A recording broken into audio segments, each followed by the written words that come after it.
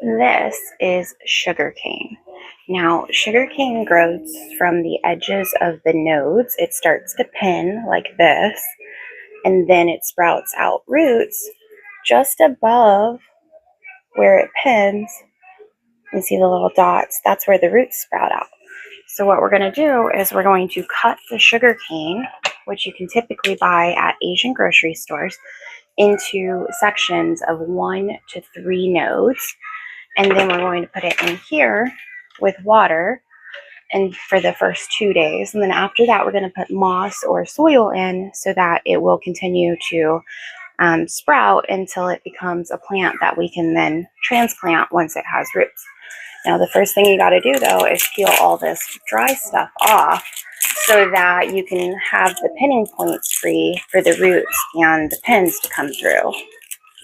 So it just peels off like that, and now you can see this new flesh that's nice and bare for roots and pinning to happen. When you cut your sugarcane into 1 and 2 node pieces, they should look like this. They'll be varying size. I'm going to soak them for 48 hours, all the pieces. Then you can transplant them into soil or sphagnum moss. After about 30 days in the moss, you should have nice, good sprouts. Now, if it's got 2 nodes, it's only going to sprout from 1 node. If it's got just 1 node, that's the sprout where it's going to sprout anyways. So it doesn't seem to matter if you put 1 node or 2 nodes, it sprouts just the same. Once you get a stalk like this, that's a little over 6 inches tall, you're going to trim it and then take it outside and plant it. The temperatures do need to be above 45 degrees at night before the sugarcane can go into the ground. But after that point, they can typically grow in the ground all summer, even if the temperatures do happen to drop in the early spring to below those levels. As long as they've got some growth above ground, they will typically pull through even with the late frost. So you just want to make sure you get a nice good start like this. Trim off any extra super long pieces. You can even trim some of these longer ones just a little shorter so it stands up a little stronger. It'll grow all new leaves. You don't have to worry about accidentally over trimming. They are going to be a little sticky because sugarcane does have a sticky residue that comes out on the leaves. So just make sure that when you're done touching it, that you do wash your hands before you touch other things. This is an Asian sweet potato. Sweet potatoes are edible for the part that's under the ground, the root vegetable, as well as the leaves and the stems. So you can actually continue to harvest leaves and stems, and the tubers under the ground will continue to get bigger as long as you're harvesting the greenery up top. If you let it grow a lot of greenery, you're going to have smaller potatoes that are not so sweet. So you do want to harvest the greenery. Kind of tastes like spinach or kale when you cook it. It's great in wedding soup. But in order to get these to sprout, when you get them from the Asian market, you're just going to put them in a clear glass with about 1 inch of water. And they just need to be barely sitting in there. Set this next to a window where it's kind of warm during the daytime. And within 3 to 4 weeks, you'll have nice, beautiful sprouts here on top.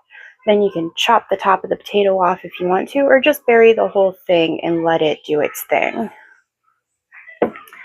Other things you can get at the Asian market that are much cheaper there that you can still plant and grow in your yard are things like tumeric.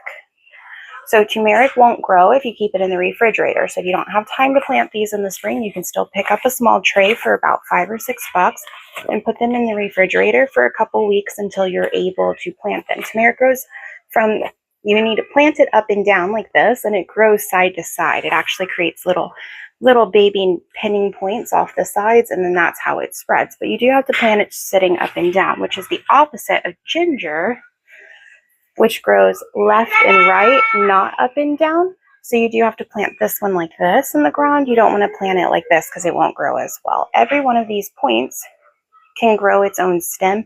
One ginger will typically have anywhere from 5 to 30 pinning points and stems. They do flower at about 4 feet tall, very beautiful flowers. Another thing you can grow is taro.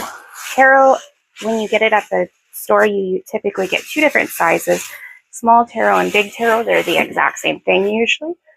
The small taro is the best to get because you can get the most amount of pieces. You're going to bury it about 3 inches deep, which is you know, about as tall as the bulb is, but you're going to go that much soil above it. It's going to pin out the sides and push out babies on the sides. So it's going to cluster as it spreads, and the big taro will continue to get bigger as long as you don't cut the greenery off. They do have nice big flat leaves that kind of look like a tropical plant. It's really pretty. And the last one, probably the most cost-effective, is sunchokes. Sunchokes taste kind of like a sweet potato or a potato. You can use them about the same in different like dishes that you make. This is only $3 a package, and there are a lot of starts here. It doesn't matter what direction you put these into the ground, they're going to grow. It does grow a type of like sunflower, and the stem of the plant is really prickly, so make sure you're not putting it too close to some place where you're going to be walking and catching a lot. But they're very, very vigorous growers.